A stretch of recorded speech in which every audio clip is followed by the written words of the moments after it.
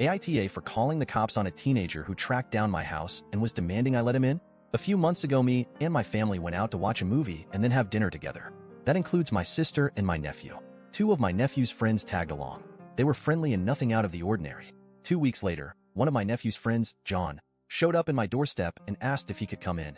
I was weirded out and got a bad vibe and asked him politely to leave.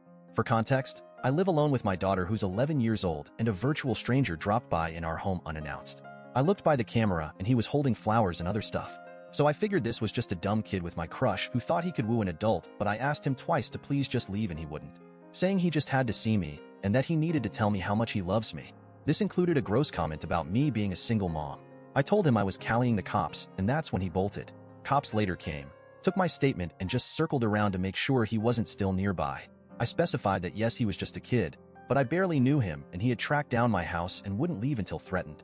He didn't commit a crime, but the cops still dropped by his parents' house to give him a warning about not leaving private property when told to. I didn't ask the cops to do that. They just took the info I gave. I called my sister to find out his last name and who his parents were and just related that to the cops since they were asking. I just wanted to make sure he was gone. That visit they did was on them. His mom called me, and she first apologized on behalf of her son if he made me feel unsafe, but then told me I went way over the line by involving the cops and how teenage boys having crushes is nothing out of the ordinary, and how this could ruin his life, and I should have remembered he's just a kid.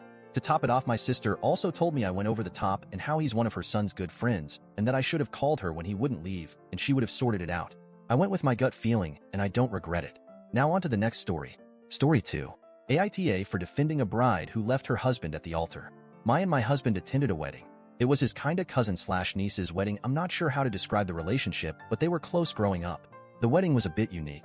There was a brunch before the actual ceremony with bride and groom. Then for an hour the wedding party left to get ready while all the guests were still at brunch. Then the actual ceremony and the real reception was supposed to happen after. I thought everything was normal. At the brunch the couple looked happy and excited, and a little nervous maybe.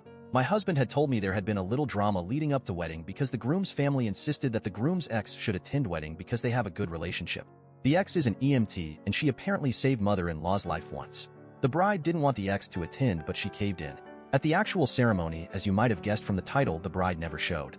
After a few minutes of awkward silence with the music playing as we waited for the bride's father came, told everyone she left. Groom was crying. Mother-in-law was screaming. It was such a huge mess. At the reception, they basically just told people to take to-go boxes of food, so it didn't go to waste. Since a lot of family was in town for the wedding, bride's side of the family was hosting a reunion. At the reunion, the bride said the reason she left groom at the altar was because at the brunch the ex told her that she slept with the groom and apparently showed the bride a sex tape she made with the groom. Bride was distraught and left because she didn't want to marry a cheater. Groom's side of the family were slandering the bride on every social media platform possible. So the bride's side decided to fire back, and they were publicly accusing the groom of cheating on her, and it was just a big shitstorm. Groom comes to bride's house to try and clear things up. So the groom didn't actually cheat on the bride. The sex tape was from years and years ago. The groom's appearance just hadn't changed that much, so bride believed the ex when she said it was recent. The ex was just trying to break them up. The ex confessed to it too. To my surprise, instead of everyone being angry at the ex, everyone turned on the bride. Her family was pissed at her for wasting money, being gullible, not letting the groom defend himself first. Everyone was yelling at her. I thought it was crazy, so I spoke up in her defense. I would have believed it too if there was video evidence, plus the fact that she was practically forced into the ex attending their wedding. Now the whole family is against me and the bride, and it's so awkward and everyone acting cold. My husband is upset because she now feels like if someone accused him of cheating on me, I'd just take their word for it, but I feel that's completely unfair. Date. So my hubby came back to hotel room and I showed him post because he knows I like using Reddit. I mentioned a specific comment to him where one Redditor asked me how are we sure the tape was old, and that the groom and ex aren't just covering their affair up by lying and saying it's old. I told my husband, and at first he laughed, but he started to think about the whole situation, I guess. While hubby was still at the bride's house trying to help with situation after I left, the environment was getting too much for me, so I went back to hotel. The groom had been groveling to the bride. Even though he was exonerated by ex admitting it was fake, he was still being very apologetic, which threw my husband off a bit. Like, even though he maintained he didn't cheat. Instead of husband being angry about being left at the altar and publicly humiliated, he seemed to just want wife to forgive him.